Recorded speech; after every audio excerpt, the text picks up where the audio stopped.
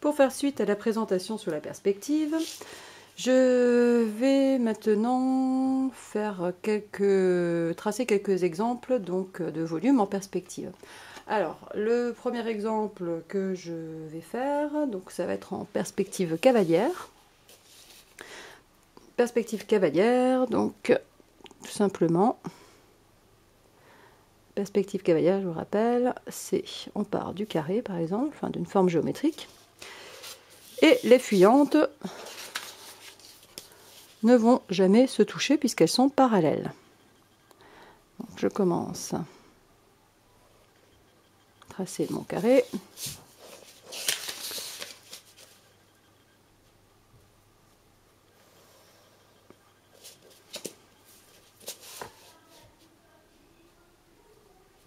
Voilà.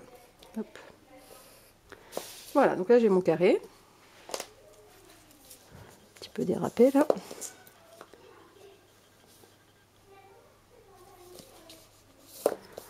Là j'ai mon carré et maintenant je vais le transformer en cube par la perspective cavalière. Donc je vais partir de ces angles et je vais tracer des parallèles.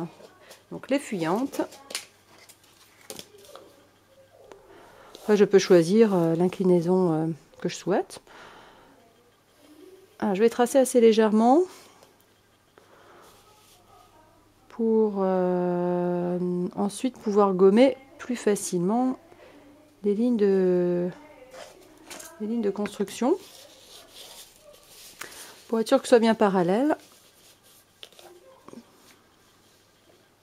je vais m'aider d'une autre règle qui va me permettre de partir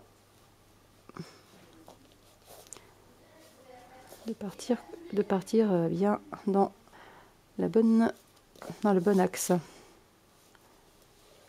Voilà.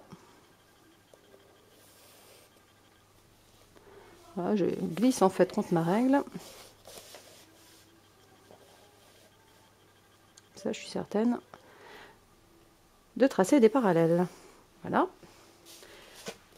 Et maintenant, je vais fermer avec une verticale parallèle à celle-ci et une horizontale parallèle donc à celle-là, pour pouvoir donc fermer mon cube. Alors, voilà. Donc là, je détermine la longueur que je souhaite. Est-ce que c'est un cube? Est-ce que ça va être plutôt une longue brique? Voilà, donc je vais prendre cette longueur-là.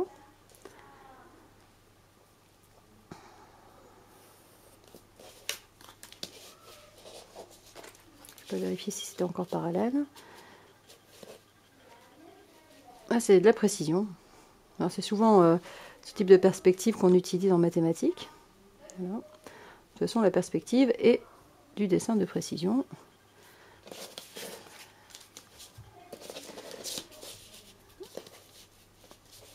Vu que ce sont surtout les architectes et les ingénieurs qui utilisent ce type de dessin. Voilà. Ouais. Bon, c'est bien, c'était parallèle. Très bien. Donc là, maintenant, je peux revenir un petit peu sur les bords de ma figure pour les marquer davantage. Voilà. Dans l'exercice que je vous ai demandé de faire, où vous devez donc réaliser 3 figures en perspective cavalière, en perspective avec un point de fuite et avec 2 points de fuite. Donc il faudra chercher différentes formes. Et je vous demande aussi de les mettre en couleur. Donc dans le futur sujet de la ville du futur, vous allez devoir travailler également les ombres et les lumières. Donc là nous avons donc un cube donc en perspective. Maintenant avec les couleurs, je vais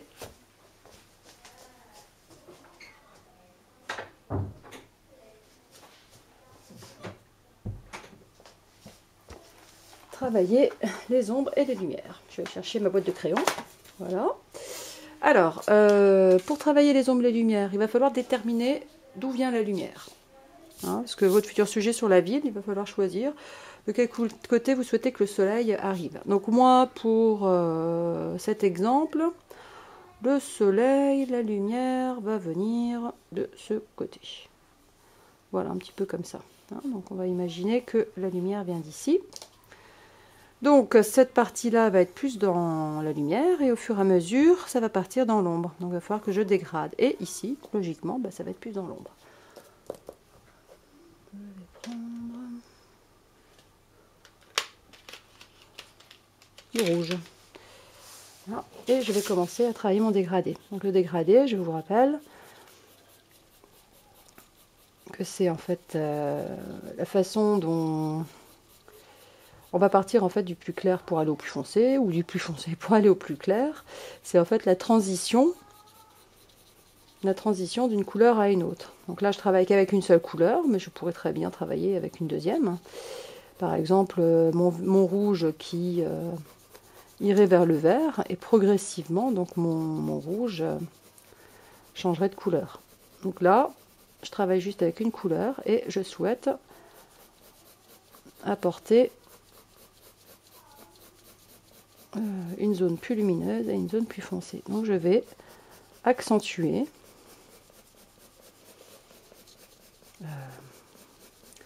mes coups de crayon dans les zones où ça va être plus foncé. Alors je vais y aller progressivement. Donc j'ai dit que la lumière venait d'ici. Ici, il faut que ce soit plus clair. Donc ici, ça doit être plus clair aussi. Et puis à partir de là, je vais commencer à foncer.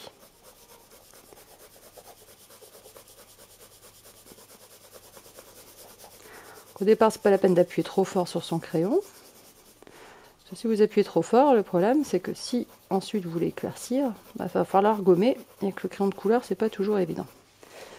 Donc là, je suis dans la partie qui doit être plus foncée.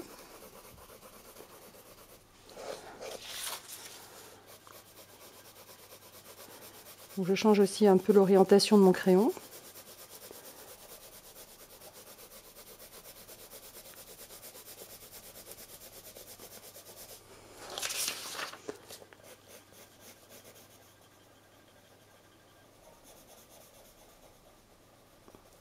Donc au départ, j'ai travaillé plus par hachure. Là maintenant, j'appuie beaucoup plus sur mon crayon et je fais des petites vagues. Voilà. Ça permet de ne pas dépasser.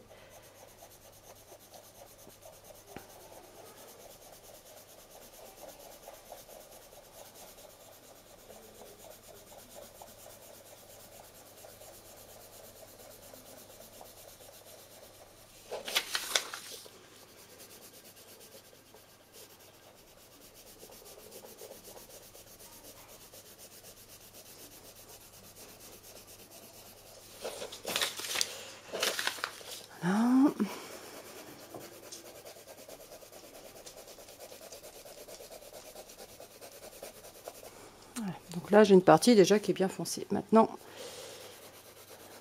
le côté plus difficile, ça va être d'aller progressivement vers la lumière. Donc là, je reprends depuis le côté plus foncé et progressivement, je vais diminuer ma pression sur le crayon. Vraiment qu'à la fin, ce soit tout léger. Hein. On peut même laisser, pourquoi pas, apparaître la feuille blanche. Pas obligé de tout remplir. Voilà, là mon dégradé commence à apparaître. Voilà. Je vais l'accentuer un petit peu, ou j'accentuerai après. Je vais commencer le dessus. Donc même chose. J'appuie de moins en moins sur mon crayon.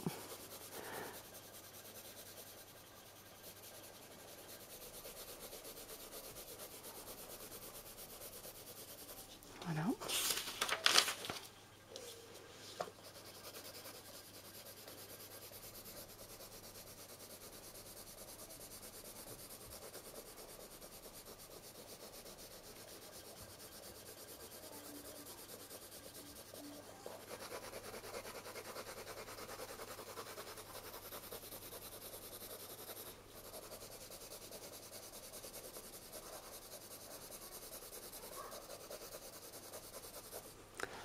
Voilà. Bon, il manque un petit peu d'ombre ici. Donc, je vais accentuer un petit peu plus. C'est vraiment une question de dosage. Hein.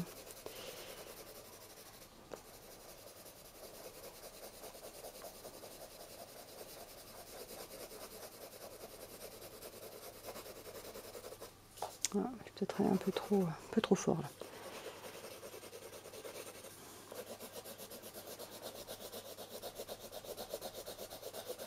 Là, du coup, je reviens dessus, parce qu'il est vraiment plus dans l'ombre.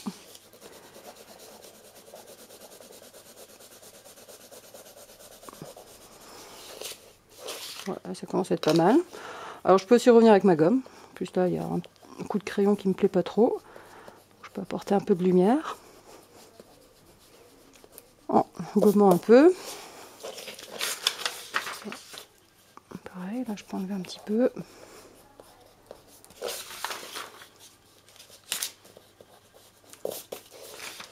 Et puis après, je peux reprendre du coup mon dégradé.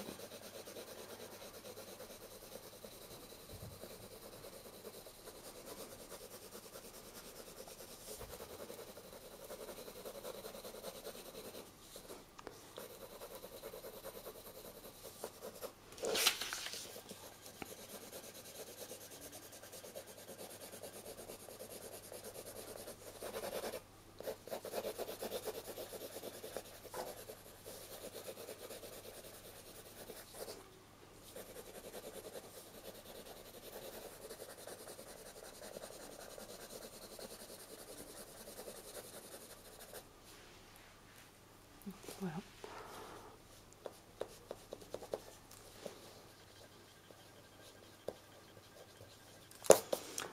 Bon, après, j'avais des coups de crayon quand même très marqués pour la construction tout à l'heure. C'est vrai que ça pourrait être pas mal de revenir dessus, peut-être avec un feutre rouge, pourquoi pas, ou revenir un peu sur les coups de crayon, là, c'est vrai qu'ils sont très visibles. Ensuite, mon solide, là, ma construction, mon volume, bah, il est posé quand même au sol, donc je peux aussi rajouter une ombre au sol pour lui donner plus de présence. Hein. Donc ma lumière vient ici, j'aurai plus d'ombre ici, de ce côté du coup.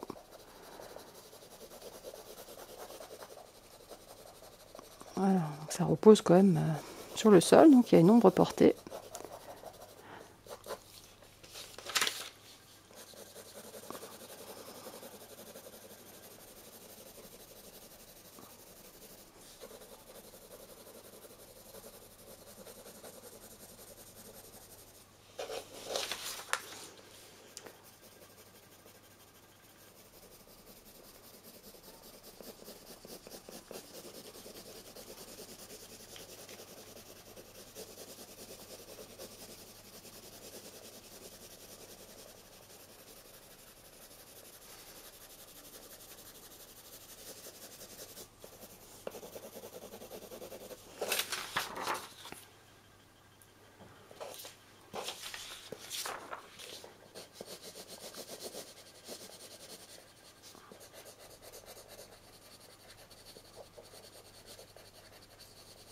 Ah, voilà.